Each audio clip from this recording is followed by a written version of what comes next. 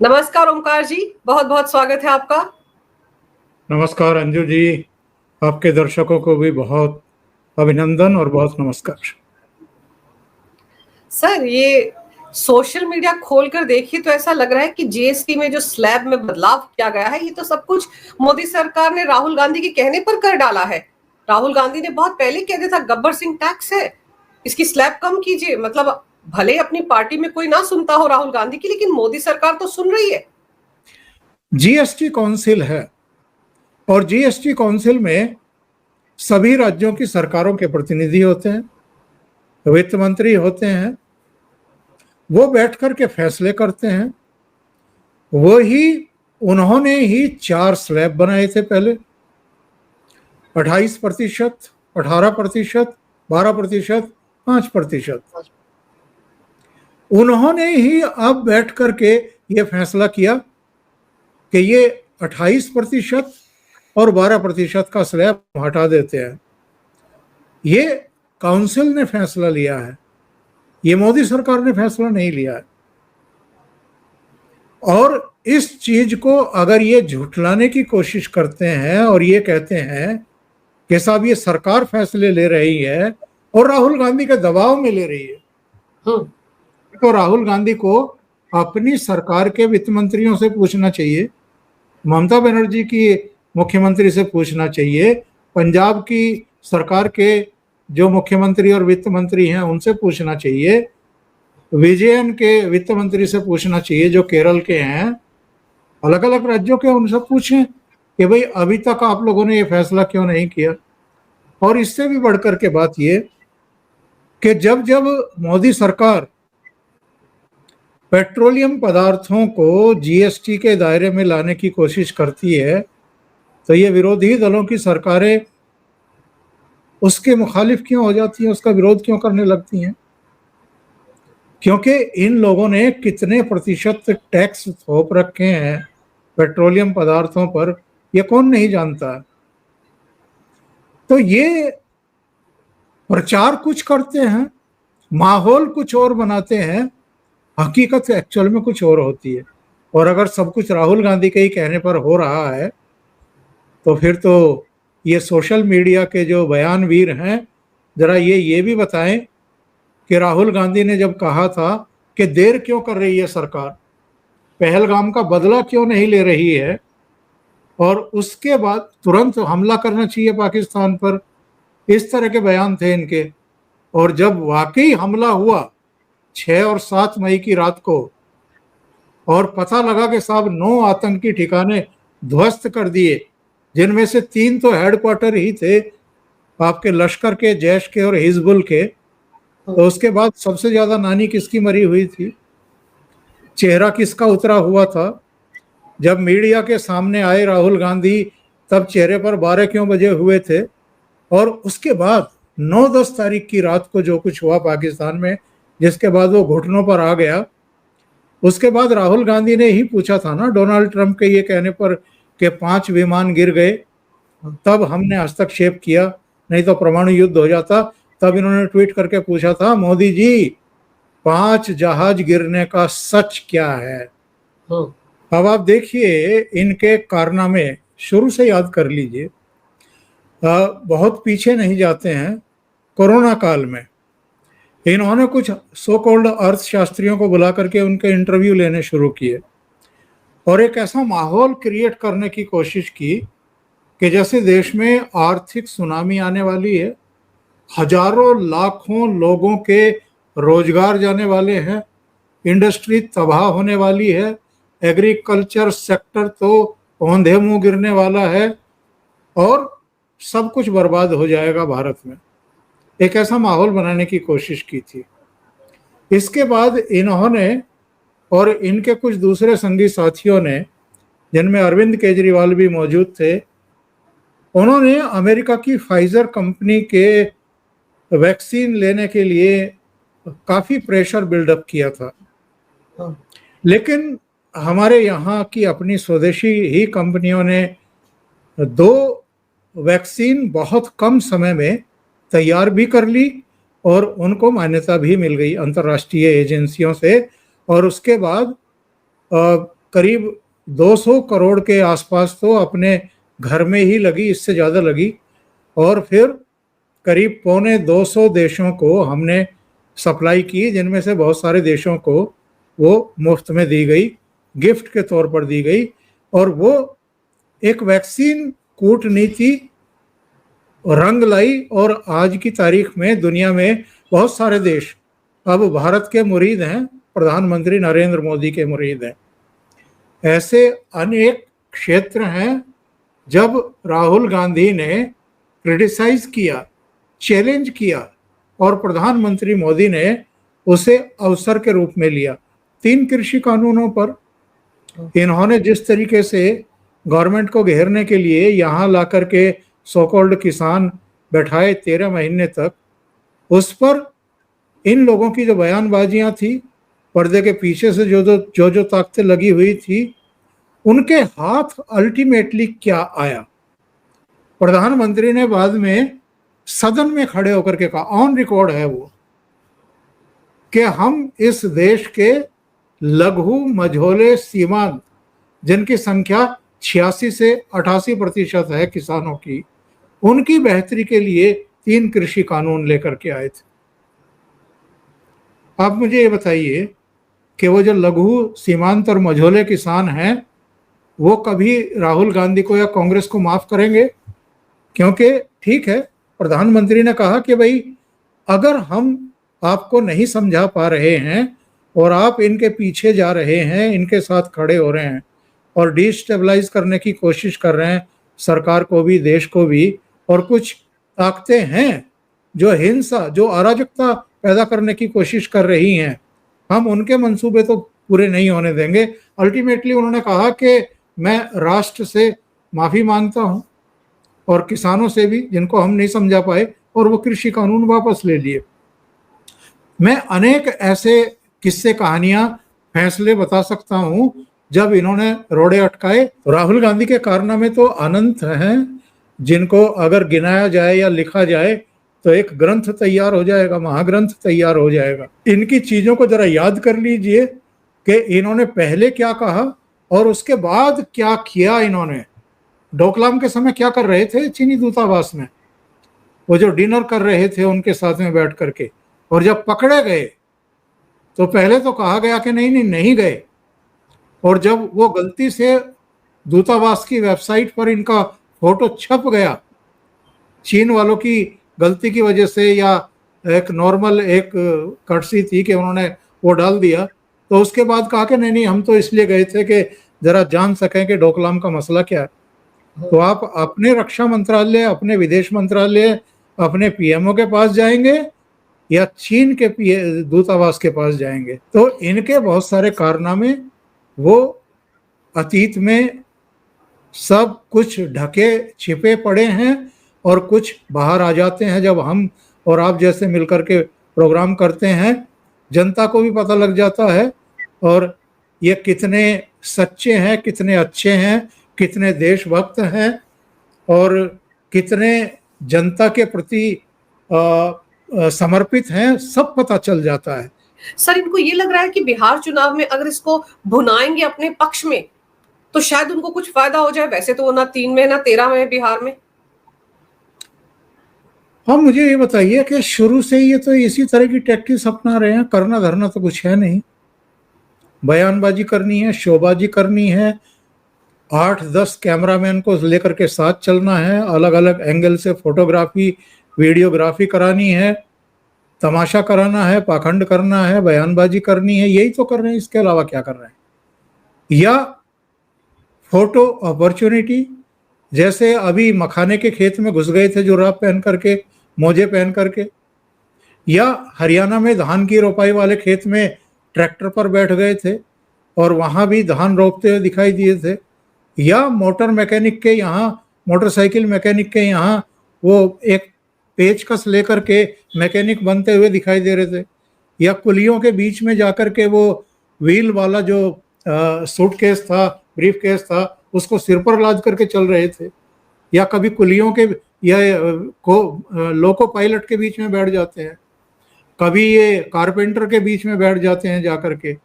तो ये तमाशे हो रहे हैं और कुछ नहीं हो रहा है।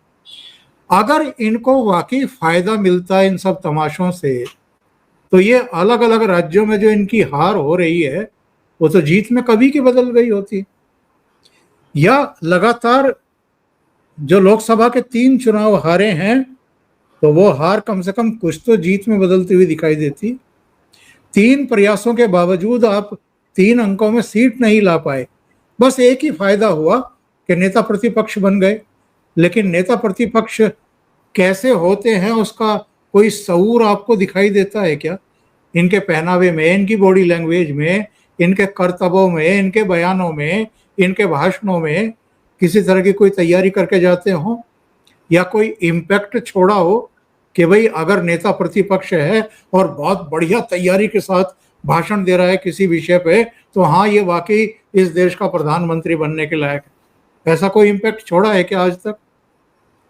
तो ये एक्चुअल में इसी में मगन है, इसी में खुश हैं। और 55-56 साल की उम्र में अगर इनके सारे चंपू मिलकर के तालियां बजाते हैं कि वाह वाह वाह वाह वाह वाह, राहुल गांधी चलना सीख गए, राहुल गांधी के इस बयान के बाद जो है जातीय जनगणना हो रही है। अरे थोड़ा सा बुद्धि लगा करके सोचो, दिमाग अप्लाई करो। एक मुद्दा था वो मोदी जी ने छीन लिया इनके हाथ से। अब अगर जनगणना के साथ जाति भी पूछ ली जाएगी तो अब बताएं ना ये कि अब क्या मुद्दा उठाएंगे जनता के बीच में? मुद्दा खत्म। जितने ये इस तरह के नृत्य करते हैं, भोंडे प्रदर्शन करते हैं, बयान देते हैं, वो एक एक करके सब भौथरे साबित हुए हैं या मोदी सरकार ने इनको बोलने के लायक नहीं छोड़ा है। अब मुझे ये बताइए, जब CAA कानून लाया जा रहा था तब इन्होंने क्या क्या नहीं कराया था अंजू जी? बहुत रायता दिल्ली की फैला था। सड़कों पर जो तमाशा हो रहा था, शाहीन बाग में जो तमाशे हो रहे थे, कानपुर से लेकर के प्रयागराज और तमाम दूसरी जगहों पर जो कुछ हो रहा था, और जिस तरह लोगों को उकसाया भड़काया गया था कि मुसलमानों की नागरिकता छीन ली जाएगी इससे। अभी पिछले सेशन में ही शायद अमित शाह ने पूछा था कि भाई इसको लागू हुए कितना समय हो गया, पूरे देश में किसी मुसलमान की नागरिकता गई है? अगर गई है तो जरा मुझे बता दो। तो कितने झूठ बोलोगे? केवल देश में आग लगाने के लिए, लोगों को भड़काने के लिए, सड़कों पर लाने के लिए, और केवल इसलिए कि एक गोलबंदी अगर हो जाए, प्रधानमंत्री अगर राष्ट्रीय अंतर्राष्ट्रीय स्तर पर बदनाम हो जाए तो शायद हमारी कोई संभावना बन जाए। इसके लिए आप देश का अहित करेंगे, देश को आप आग लगाएंगे। खुद कई बार कह चुके, केरोसिन छिड़की हुई है, बस दिया सलाई लगाने की जरूरत है। कभी कहते हैं कि भूकंप आ जाएगा, कभी कहते हैं कि एटम बम फूट जाएगा, अब कह रहे हैं कि हाइड्रोजन बम फूट जाएगा। तो आप किस तरह की जबान रखते हैं? कोई आपको सीरियसली लेगा क्या? सर, एक के बाद एक मुद्दे बदलते जाते हैं, लेकिन अभी जो आपने कहा ना, आग लगा देंगे, हाइड्रोजन बम है, अभी तो आप देखो असम में भी तो इसी मुद्दे पर रायता फैलाया जा रहा है ना। असम में भी तो पूरा का पूरा, पूरी की पूरा सेकुलर गैंग वहां पहुंचा हुआ था। अभी तो मदनी भी पहुंच गए हैं। किस तरह की बयानबाजी हो रही है, क्योंकि कांग्रेस को अच्छे तरीके से पता है सर कि बिहार में उनके हाथ कुछ नहीं आना है, वहां उनकी बेस है नहीं, लेकिन असम में गुंजाइश है। इसलिए असम को एक तरह से ये प्लेइंग ग्राउंड बना रहे हैं अपना, वहां पर मुद्दे भड़का रहे हैं। और हो सकता है बिहार चुनाव से पहले वहीं पे कोई बड़ा खेल कर दें ये लोग, जिस तरह के इनके मंसूबे हैं। देखिए जी, ये काम तो इन्होंने उत्तर प्रदेश में भी किया था। उत्तर प्रदेश में इन्होंने 2017 में भी खूब जोर लगाए थे, बीजेपी ना आए। फिर 2019 के लोकसभा चुनाव में भी लगाए थे कि अगर अभी हम इनको रोक दें तो 2022 में भी रोक देंगे, लेकिन तब भी नहीं रोक पाए। 2024 में थोड़ा नुकसान तो जरूर हुआ बीजेपी को, लेकिन प्रधानमंत्री बनने से तो नहीं रोक पाए नरेंद्र मोदी को। इसी तरीके से ये अलग अलग राज्यों में पूरी ताकत झोंकते हैं। सारी जितनी इनकी प्रॉक्सी एजेंसियां हैं, चेहरे हैं, दबे हुए छिपे हुए, वो सब लग जाते हैं, पूरी तरीके से उसमें अपना झोंक देते हैं। लेकिन अब देश की जनता इतनी जागरूक तो हो गई है, अब उनको इतना तो एहसास हो गया है, कहीं कहीं देखिए नुकसान होंगे, लेकिन समग्रता में जब आप देखते हैं तो आप पाते हैं कि अधिकांश चुनाव या तो मोदी के नेतृत्व वाली भारतीय जनता पार्टी जीत रही है या कुछ क्षेत्रीय दल जीत रहे हैं। कांग्रेस पार्टी को कामयाबी नहीं मिल रही है। कांग्रेस, देखिए, कोई भी पार्टी हो, कोई भी पार्टी का नेता हो, अगर लोगों को ये अंदाजा हो जाता है कि ये देश हित के विरुद्ध जो ताकतें काम कर रही हैं कहीं उनके हाथों में तो नहीं खेल रहे हैं, जब ये भाव, ये एक शंका का बीज लोगों के दिमाग में रोपित हो जाता है तो वो बहुत सतर्कता के साथ मतदान करते हैं। उनके लिए अपना परिवार की सुरक्षा, अपने समाज में सद्भाव, शांति और बेहतरी, अपने प्रदेश में और अपने देश में शांति और विकास प्रथम स्थान पर आता है, फिर बाकी चीज़ों पर वो सोचता है। तो वो एक बदलाव होते हुए देख रहा है पूरे हिंदुस्तान में। लोगों के जीवन में किस तरह के बदलाव आ रहे हैं, किस तरह की बेहतरी आ रही है, ये हर आदमी महसूस कर रहा है। और इस देश में एक लाभार्थी वर्ग भी तैयार हो गया है। हर राज्य में जब इनके ये चंपू जाते हैं माइक लेकर के और कैमरे लेकर के और उनसे लोगों से बात करते हैं तो बड़ा साफ तौर पर वो इनके कैमरों पर कह देते हैं बिना हिचक के कि हम तो मोदी जी को वोट देंगे, मोदी जी ही बेहतर काम कर रहे हैं। बिहार में तो लोगों ने यहाँ तक कह दिया कि यहाँ राहुल गांधी का, कांग्रेस का कोई फैक्टर ही नहीं है, कोई दम ही नहीं है। तो ये जो 16-17 दिन की यात्रा करके आए हैं, पसीना बहा करके आए हैं, ये सब ऐसे ही जानी है और जब रिजल्ट आएगा देख लेना। ये सब पेशबंदी हो रही है ताकि ये कह सकें कि हम तो पहले ही कह रहे थे कि भारतीय जनता पार्टी और चुनाव आयोग मिले हुए हैं। अरे चुनाव आयोग को क्यों बीच में घसीट रहे हो? ये गठबंधन और समझबूझ भारतीय जनता पार्टी में भी नरेंद्र मोदी और मतदाताओं के बीच में बन चुकी है, उनकी एक बाउंडिंग बन चुकी है। लोग अब ये देख रहे हैं कि कौन दिन रात देश के लिए लगा हुआ है और कौन देश विरोधी बातें कर रहा है, कौन हाइड्रोजन बम की बात कर रहा है, कौन एटम बम की बात कर रहा है, कौन भूकंप की बात कर रहा है, कौन आर्थिक सुनामी की बात कर रहा है, कौन नेगेटिविटी में जा रहा है और कौन विदेशों में बैठ कर के ये झूठ बोलता है कि पार्लियामेंट में हमें बोलने नहीं दिया जाता। हमारी सुप्रीम कोर्ट तो स्वतंत्र तरीके से काम ही नहीं कर रही है, हमारा मीडिया तो गोदी मीडिया बन गया है। ये झूठ कौन बोल रहा? अब तो चुनाव आयोग पर भी निशाना साधते हैं ये लोग। तो कौन सी संवैधानिक संस्था छोड़ी है आपने? तो नेगेटिविटी में रहने वाले और नेगेटिविटी का प्रचार करके दुनिया में देश की छवि को, यहाँ की संवैधानिक संस्थाओं को बदनाम करने वालों के साथ देश कभी जाएगा नहीं, ना जा रहा है। अराजकता के लिए बार बार झूठ बोलना, हर चीज के लिए अपना खुद का श्रेय लेने की कोशिश करना। अरे भाई, जीएसटी तो 2004 में लाई गई थी अटल जी के सरकार में।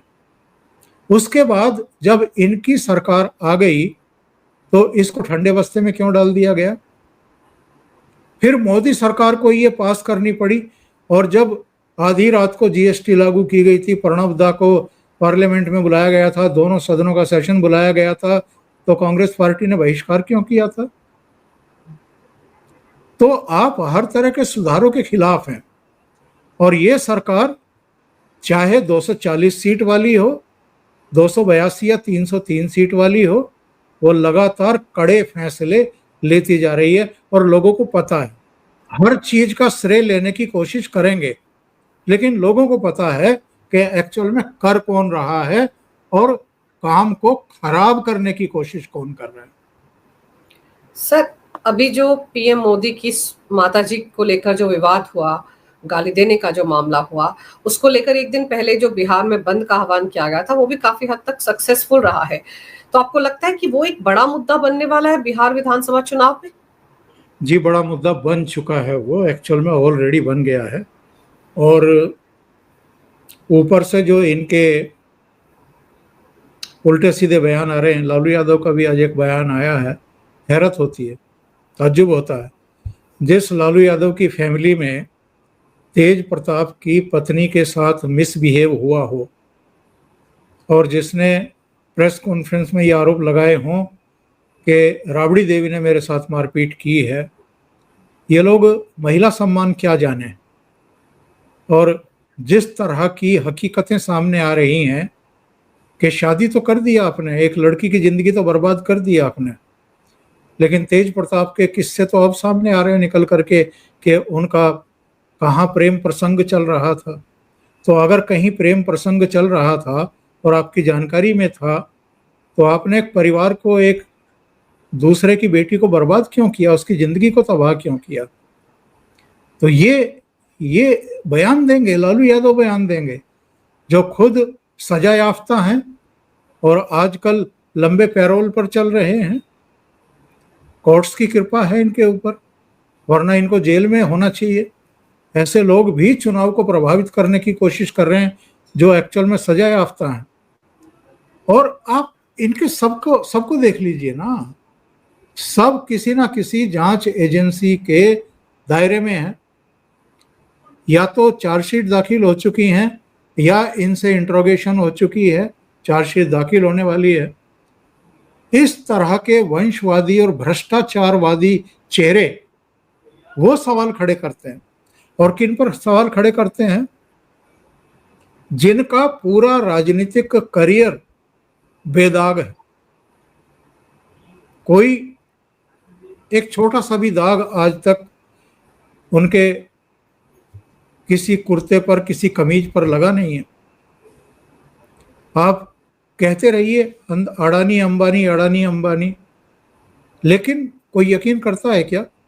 मैंने पहले भी कहा था आपके प्रोग्राम में कि आरोप उस पर चस्पा होता है जिसकी छवि वैसी होती है। अगर नरेंद्र मोदी की छवि वैसी नहीं है तो आप लाख चिल्लाते रहिए, कुछ होने वाला नहीं है। तो ये मुद्दा बन चुका है बिहार में।